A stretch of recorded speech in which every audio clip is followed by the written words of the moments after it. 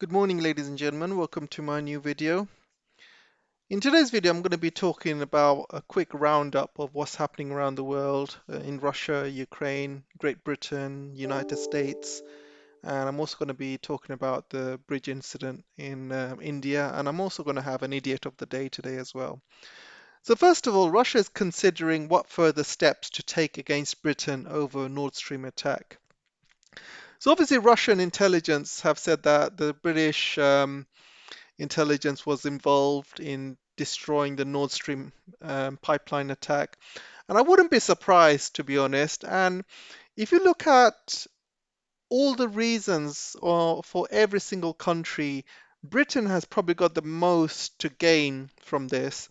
And they have the most to gain because they want to show the British that leaving for Brexit was the best solution.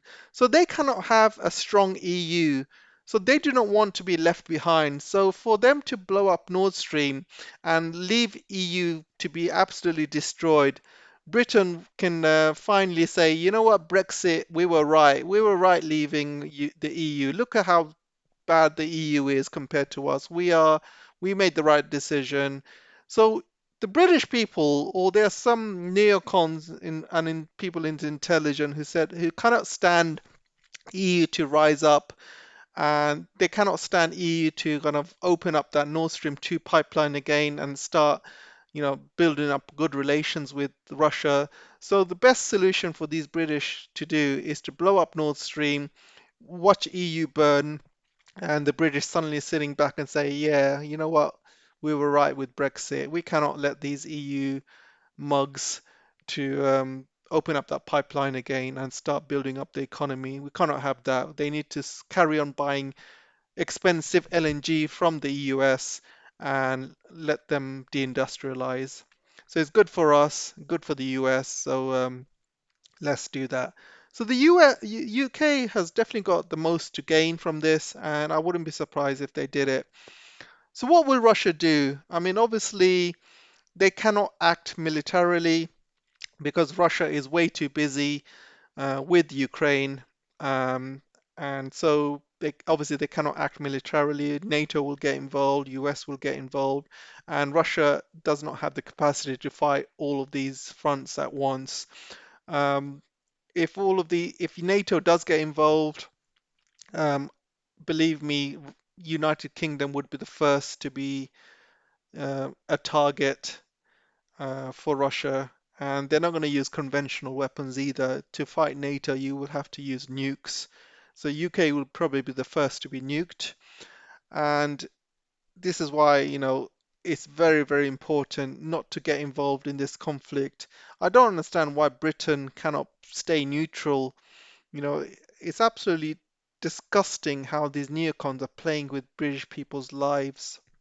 And British people are completely oblivious to what's happening around the world. They're completely, you know, dumbfounded, walking around like nothing's happening. Well, you are close to nuclear annihilation, your economy is crashing, your pound's crashing, your cost of living is going through the roof, yet people are in their pubs drinking and having a good time and laughing. I was walking past a pub yesterday, and there were people drinking and laughing and joking.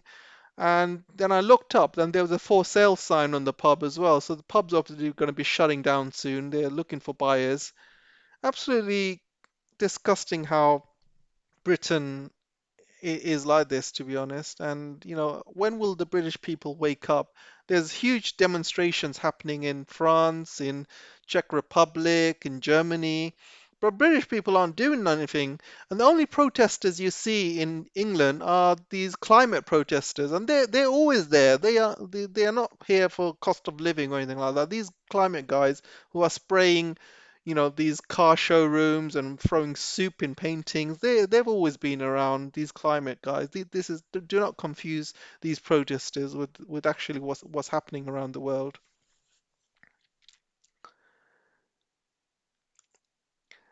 So the main story is Rishi Sunak. He's only been in power for just a few weeks. Already he's looking to increase the taxes, or just when you think that the British people cannot have more taxes on top of their heads. So he's looking to raise taxes and put some more headaches to the British people.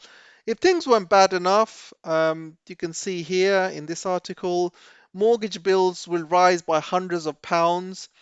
And, it depends on the property you live in London. Certain properties, you know, people have very, very high mortgages. So if you increase your mortgage rates by double or even triple, they're going to have to pay between 400, 500 pounds extra per month, depending how much mortgage you have with the bank. And you got to count with everything else that's happening around UK as well, like the cost of living, the inflation is going through the roof. The cost of goods are going up by 50%, 100%. I went to the supermarket the other day and I checked butter. Butter's gone up by 3 times. And you can look at, you can go to a normal fast food joint. For example, if you go to Burger King, you will see that certain burgers are now £10, and they used to be well around £5, well over a year ago. And things are going, inflation is going through the roof. And one way to hide inflation is to give lower portions. I went to a shop in London called Wasabi, and a couple of years ago, Wasabi used to be my favorite, go-to place to eat. And I used to get katsu chicken curry, and they used to give me two massive pieces of chicken with loads of curry in there. And I used to be proper full after eating that. I couldn't even finish it. And then recently, last year, sometime, they replaced those two massive pieces of chicken into one massive piece of chicken.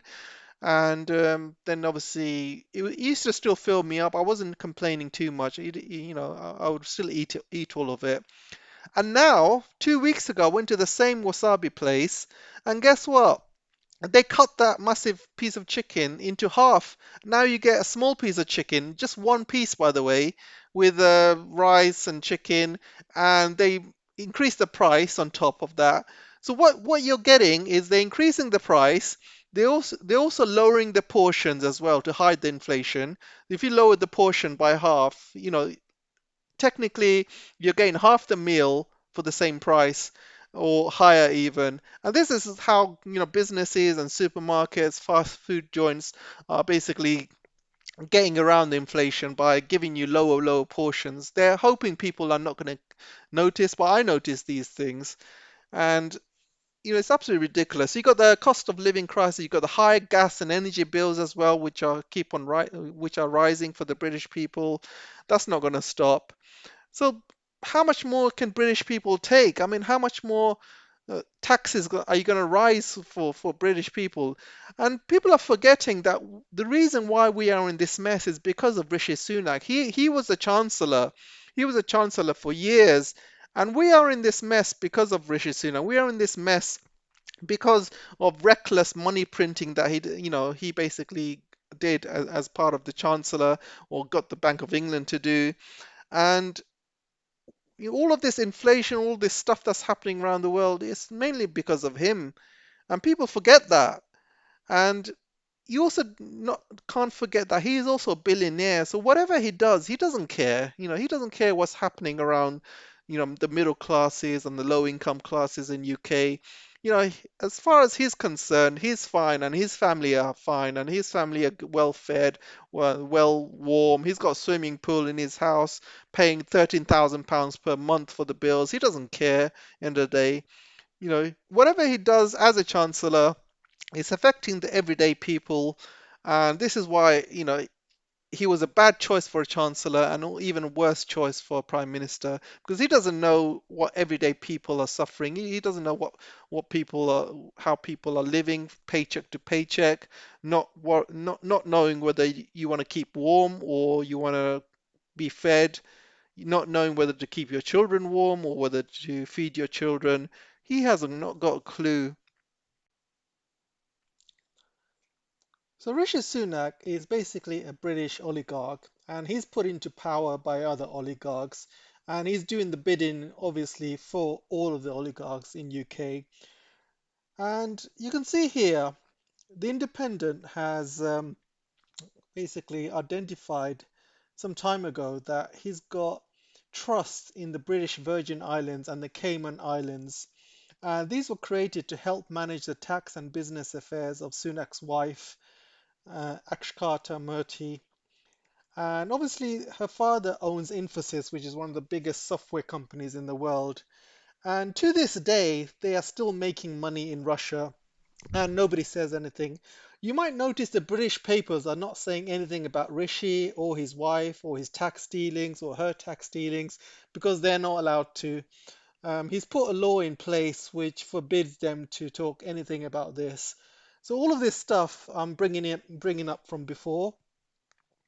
And as you know, his wife basically was a non-domicile, and all she has to do is pay £30,000 a year for non-dom status. But she was saving up to 280 million in tax because her inheritance, which is 750 million or something, given to her father, shares of Infosys, she puts in offshore accounts and she does not have to declare that or pay any taxes on it. So she was saving up to 280 million and she only had to pay 30,000 pounds a year for just to be a non-dom status. So imagine the savings there. So a lot of you might say, hang on a second, she's relinquished her non-dom status. Well, that's not the point, guys. That is not the point. And I'll tell you why. Because Rishi Sunak was the Chancellor of the Exchequer during this time his wife was a non-dom, and he knew exactly about her saving the taxes. He knew exactly about her situation, and he was doing everything he can to protect that, protect his own interest, protect his wife's interest all these years. So how can you trust someone that did that?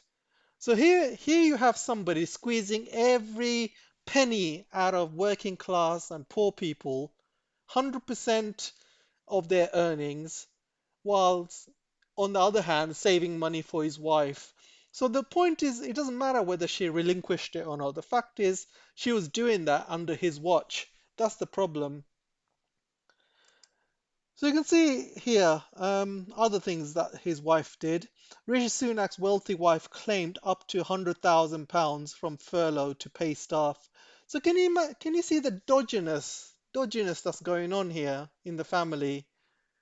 So this furlough money is not the government's money, it's not Rishi Sunak's money, it's our money paid by British taxpayers. And we're now paying interest on it. Our taxes are gonna go up because of it. Inflation's gone up. You know, all of this furlough stuff is the reason why we are in this mess. 600 billion Rishi Sunak spent during the furlough scheme. 600 billion. Imagine how much that is in monetary terms and how much not only we have to pay back, but our children. I mean, the system is so broken. Imagine kids coming out of university with 50, 60, 70,000, 100,000 pounds in debt. How is that giving them a start in life? How are they supposed to make a start in life? How are they supposed to, live a good life when they're that much in debt? This is how much kids are coming out of university in debt. And now, because of all of these furlough schemes and money printing, kids are now more in debt than ever. So you can see, you'll see that the British papers are not going to mention anything about this anymore. They did when he was Chancellor because they can get away with it, but they're not going to do it now. But they'll only do it when the economy tanks. When the pound falls, economy tanks, that's when they'll start turning against him. They don't care about if the British public have to pay more tax or these poor and middle class people uh, are really suffering. They don't care about that. If you remember Liz Truss, the only reason they kicked her out is because the pound fell and the bank said, you know what, get rid of her. And they got rid of her a week later only because of the pound fell.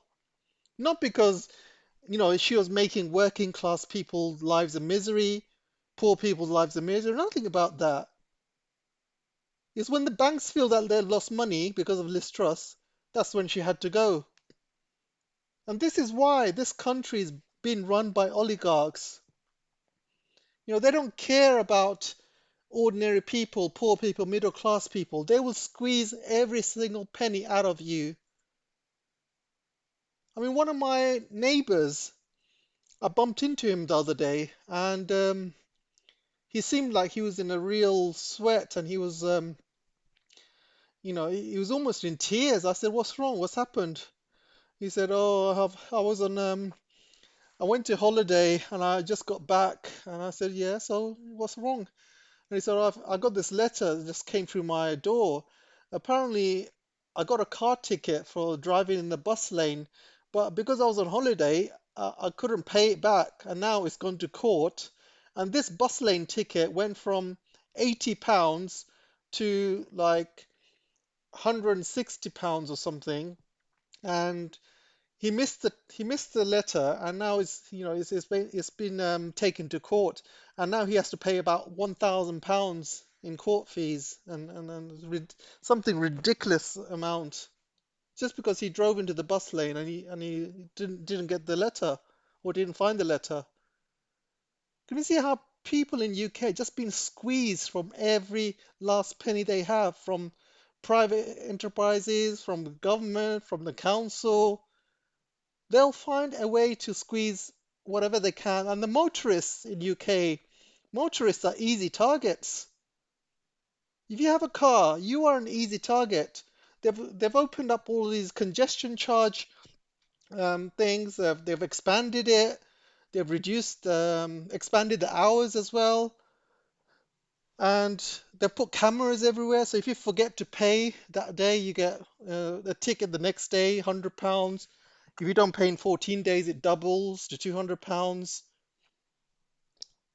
absolutely unbelievable. And now, they've added all these new rules that if you drive old cars, and you have to pay a fine for emissions charge or something like that. So you gotta find a way to sell your old car and buy a new one. So all of these people that drive old cars, they are poor or they're old. They can't afford a new car.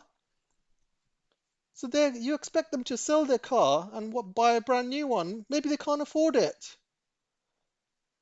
And also nowadays, there's cameras everywhere, CCTV cameras everywhere. There's more cameras in London than there is in Beijing, and that's a fact. You drive out a place, you make a mistake on the road, that's it, you get a ticket.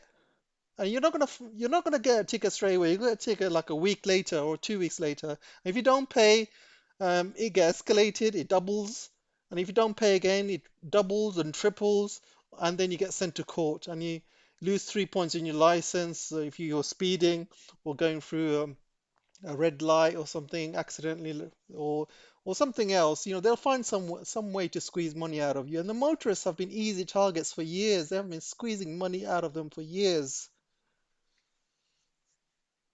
So you see, you can see stories such as BP and Shell making profits.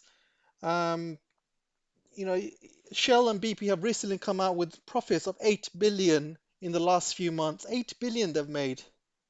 And all of that money is going to go to the shareholders. None of that money is going to be going into public services or the British government, or to help us in any way. It's all going to go into the pockets of shareholders. And guess what these shareholders are going to do?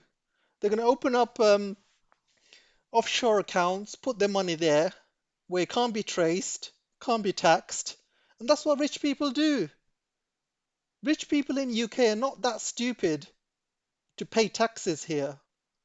Every single rich person in UK, if you've got savings of over 500,000, you will put them in an offshore account where it's safe, where the government can't tax you, and that's it. You're living a good life without paying any tax. So all of these stories about trickle down economy, it never works. It never works. Trickle down economy is such a sham. It's just a way of making money for the rich and squeezing every single penny out of the poor. And now Rishi Sunak is increasing his taxes on the poor. I mean, talk about squeezing more money out of the poor and middle class. Like, people are not suffering as they are. Rishi Sunak is still going through a honeymoon period, but this honeymoon period will soon end, trust me. I mean, today I had to switch my heating on for the first time because it's starting to get very cold. I've been avoiding putting the heating on for the past, obviously 6 months or so, but today's the first time I put my heating on, because the house is really cold, and I can imagine it's going to get worse over the next few weeks and few months, and it's going to get worse for people in Europe, and it's going to get worse for people in Ukraine. A real pain is starting to come very soon. So I'm also going to be talking about the US right now. The US has recently announced a GDP growth in quarter three of 2.4%. But I want to kind of talk about this because there's a lot of articles, and when you dig in deeper into what's happening, you got to understand that these figures are not what they say they are. And you can see here, third quarter GDP is likely to be elevated by a narrowing gap between exports and imports, but that's because the United States is importing fewer goods as demand dries up. If you lift the hood up and examine the numbers, said Andrew Patterson, a senior economist at Vanguard, you'll see that the American consumer and businesses are actually spending less, and that's a bad sign. And I want to kind of talk about this Financial Times report as well. And this Financial Times, it says US exports record oil volumes as fuel tensions build. And this is the reason why US has got higher exports than imports. They are exporting record number of oil and gas to the European market. And you can see US ships energy to the world, which means the EU. And this has been going up and up. And recently, 2022, you can see the huge increase compared to 2020. And if you go further down, you'll see that the US gas fuel prices at the pump is still high. So the US consumer still has to pay high fuel prices. This is because these companies are selling most of their oil and gas abroad to Europe and not selling enough to the US market, to the US consumer. So they are all there to make a profit. They are all there to make as much money as they can from the Europeans. And the Europeans have recently complained, especially Macron and the ministers in Germany as well. They're saying that US is basically scamming them, selling them for 4 times as much as they sell at home. And this is right. I mean, US can demand whatever they want because they know the EU is desperate. They know they can sell it at whatever price they want, and the EU will buy it. And this is the problem you have really. The EU are basically destroying their own economy. They are there as idiots to buy whatever the US throws at them because they know they have no other choice. So the US can demand whatever the price they want, and EU will buy it as lapdogs. And this is bad for the EU. The EU's economy is going to suffer, but in terms of exports, the US is doing well. And again, you got to look at the exports, and exports, the US is doing well. The US dollar is also very strong compared to the EU, so the EU will obviously have to pay more because of the weak EU and the strong dollar. And in terms of the imports, the US is buying less because they have less money. The inflation is going through the roof in United States. The taxes have gone up as well. So, you know, people are saying don't be fooled by these GDP figures. And you have Biden coming out and saying, oh, we have turned it around. We have GDP figures of 2.4%. We have turned a corner. This shows that our policies are working. It's all PR, guys. Don't be fooled by that PR. Don't be fooled by these GDP numbers. And you can see from this graph, monthly prices for natural gas in the United States and Europe from January 2014 to August 2022. And you can see the black line is Europe and the blue line is US. And the gas prices in US is fairly constant. It has gone up a little bit. But look at the EU, it has literally shot up and it's keep on shooting up. Even though it's August 2022, a few months ago, or just over a month, is still shooting up. So this is what US is selling to to the Europeans, and obviously the Europeans are not very happy, and they're saying US fumes as US Norway energy profits put solidarity to the test. And everybody's seen the shares of Shell, ExxonMobil, BP, all of these huge gas companies making huge profits and taking full advantage of the geopolitics events around the world. And the EU, being puppets as they are just taking it and taking it without really complaining publicly. Privately, maybe they are complaining. You've seen Macron basically whispering, "Oh, we're not happy about this, we're not happy about that." The Germans are whispering about it, but they're not going to make a real public spat about it because they know they are under the thumb of the US. Finally, I want to kind of cover this story as well. The US job market, again, it looks very good. Payrolls increased by 263,000, unemployment rate nosedives to 3.5% in September. But what they're not telling you is inflation is going through the roof, the cost of living is going through the roof, and people are having to do 2 or 3 jobs, and that's a problem because they don't mention people, they only mention payrolls. Can you see payrolls increased by 263,000? And this is because people are having 2, 3 jobs, and this is why payrolls will increase. But this doesn't mention anything about people, unemployment rates in terms of people. It only mentions unemployment rates in terms of payrolls. So you got to read between the line, guys. So this is all BS. These unemployment figures are all BS because they're only looking at payrolls. They're not looking at per person. So again, you got to look at the real stories here. So let me tell you something else. There's a real storm brewing at the moment. Countries all over the world are starting to dump the dollar, and Japan has crazily been dumping the dollar, so has Korea. And everybody knows China and Russia have been dumping the dollar for years, and a lot of the other countries as well, wherever they can. Egypt has recently. And where do you think all of this dollar will end up? Of course, it's going to end up back in the United States, and it's going to cause more inflation because you have all of this spare dollars flying around the economy. This is going to be bad for the United States, and these countries have to dump the dollar to save their own currency. And it's the only way, with the strong US currency as it is, you have to save your own currency by dumping the dollar. And if you don't, then your currency is at risk. Inflation will shoot up. The cost of goods will shoot up because you have to obviously import oil and gas and other commodities. So a lot of countries have been dumping the dollar recently, and this has not been reported. So give it another 2 or 3 months, and you'll see these dollars being circulated around the US. Inflation is going to start shooting up again. The Federal Reserve is going to start increasing the interest rates again, and it's just going to be a vicious cycle. So, talking about Japan, a lot of people have taken their focus off Japan. Everyone's focused on Germany, on Europe, on Britain.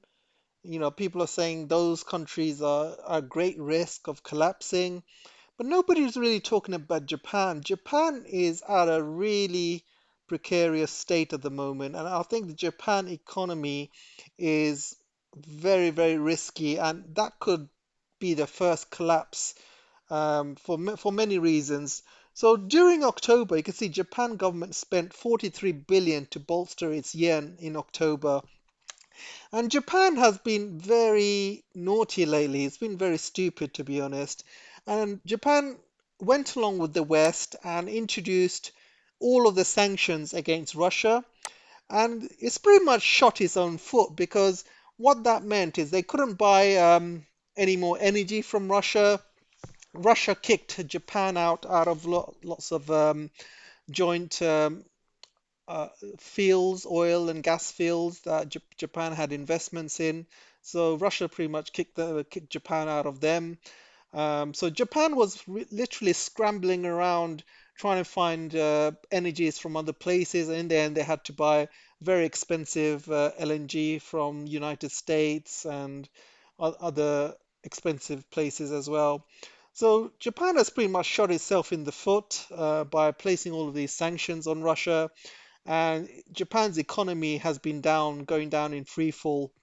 So Japan, UK, Europe are probably going to be going down very fast very soon. The Japanese yen has been going down in free fall as well. In the forex market, it's been shooting down absolutely crazy against the US dollar. And what this means is Japan is mainly an import country. They import a lot of energy from the US, gas, and oil as well. They are dependent on gas, they are dependent on oil because Japan is not really a country where they have lots of natural resources, so they are very dependent on energy. They have a very high manufacturing index, so they manufacture a lot of goods in Japan. So all of that needs energy, all of that needs gas and oil. So they have to obviously pay for that in US dollars, and for the yen to be falling very, very high, they pay extra amounts because of that. And not only that, they're fighting with European countries as well for that kind of those kind of resources as well. So that brings up the price even higher. So Japan is in a very bad state at the moment, and I just don't know what's going on with Japan. It seems to be run by a bunch of puppets. I mean, these puppets do not care if they destroy the Japanese economy. So those of you who don't know what the Plaza Accord is, there's a very good article here, how the Plaza Accord helped US destroy the Japanese economy. And back then in the 1980s, Japan was very technologically savvy. They had a very good industrial base. They were exporting cars all over the world. They're exporting games, consoles, and technology and TVs. And Japan was a very much a technological hub. So what the US did at the time, they signed this deal with Japan, and here it is. So the US signed the Plaza Accord in 1985 with the primary purpose of strengthening Japanese yen such that Japanese exports would no longer be competitive in the global market. In general, economies are primarily driven by export want their currency to be weaker, not stronger. So the prices of goods are more competitive in the global market, which is right. And I can't believe Japan was stupid enough to sign this accord. Because you can see here, what happened after is just history. The Japanese economy just tanked, an asset bubble popped, and the standing in global affairs has never recovered. And Japan is doing it again. They are completely destroying their own economy just to keep their masters happy in the US. And absolutely unbelievable how these Japanese leaders think. And it goes to show, Japan is just being run by puppet. These puppets are put in place not to help the Japanese people, but to help the U.S. economy and the U.S. Uh, oligarchs that are running the country, the neocons and the globalists and things like that. So absolutely puppet state with puppet governments. I just hope one of these days Japan will be able to, have some pride and start standing up for themselves and say no to the USA, kick out the US troops and having some sovereignty for a change. So everybody knows that China has been trying to dump the US treasuries now for a month. They are accelerating this as well. They are going into new markets. For example, they do not have to buy oil and gas anymore in US dollars. They're buying it straight from Russia and buying it in their own currency or in ruble. So because of that, they do not need to keep as much US money in central banks because they do not need that dollar to buy um, gas and oil in dollars like they did before. So now they directly get it from Russia. And they have another market as well, which is Iran. They also buy it from Venezuela as well. And these countries, they do not have to buy it in dollars. They can buy it in their own currency. And imagine this, the three of the most sanctioned countries in the world have the most oil and gas reserves. And we're talking about Russia, talking about Iran, we're talking about Venezuela. And can you imagine if these three countries join the BRICS and suddenly the BRICS, all the countries work out a reserve currency, a BRICS reserve currency, the dollar would be dead.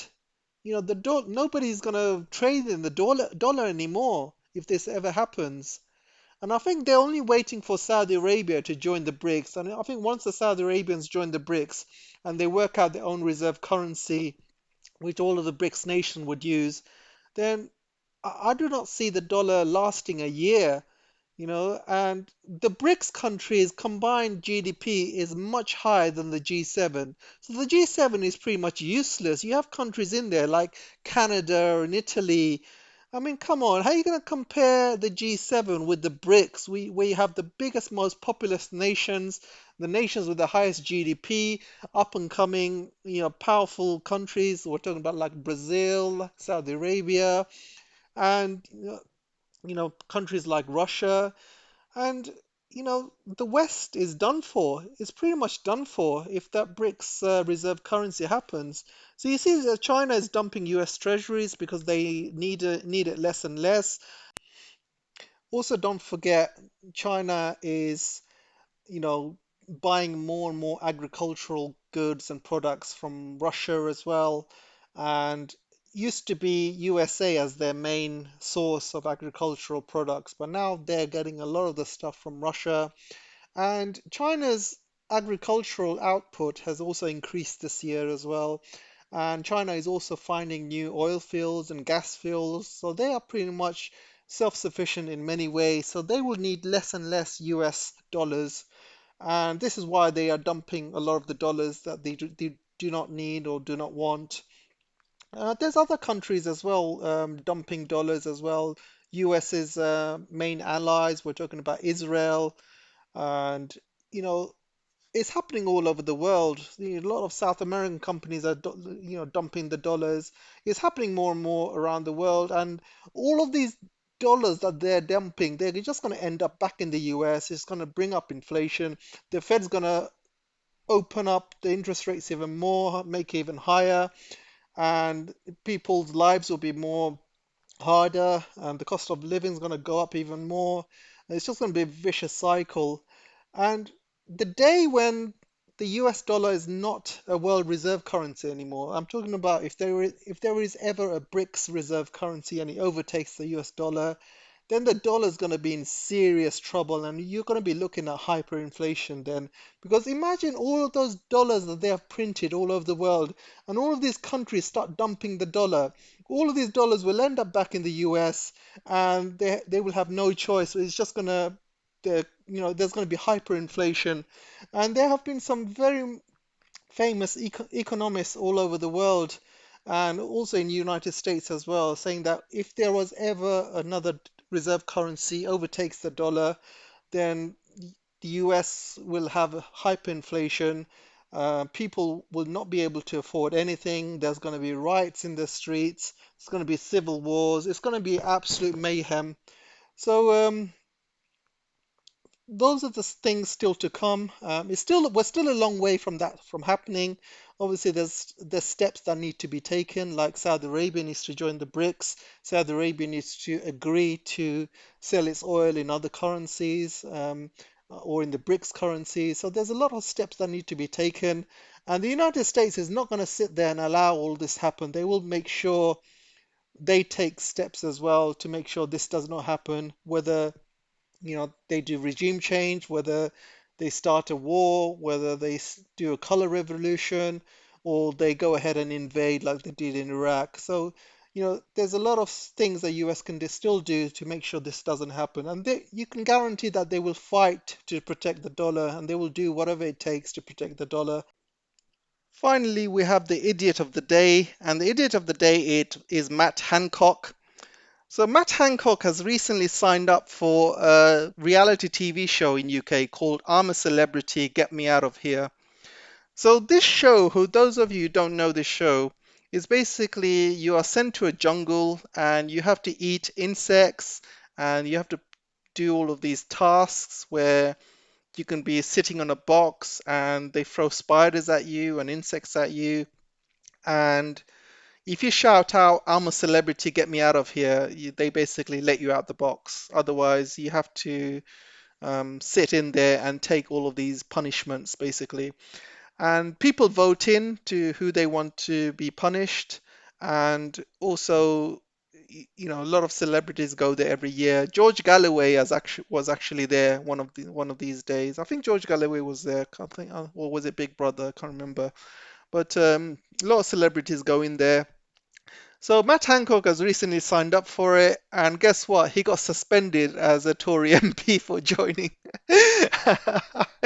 So again, he's the idiot of the day. And those of you who don't know who Matt Hancock is, Matt Hancock was caught cheating on his wife by camera, and somebody released the footage, and he got, basically he got kicked out of. Got kicked out by Boris Johnson, and he's been kind of in the back benches. He is famous for lying in COVID. He was obviously the health minister or something. And here he was telling people to lock down and not see their loved ones, while behind the scenes he was having an affair, and this was shown on camera and got released everywhere. So this is why he's the idiot of the day. And that's all for me from today, guys. Let me know what you guys think.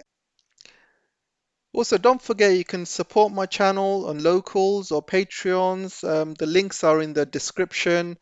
I need 18 more people on my locals for me to do this full time. I'm going to have to leave my job in a couple of months, so haven't decided whether to do this full time or to find another job or two. And also, you're welcome to kind of like, share, subscribe, help with the algorithm as well. That'll be really appreciated. So without further ado, I'm going to go now and I'll see you soon, guys.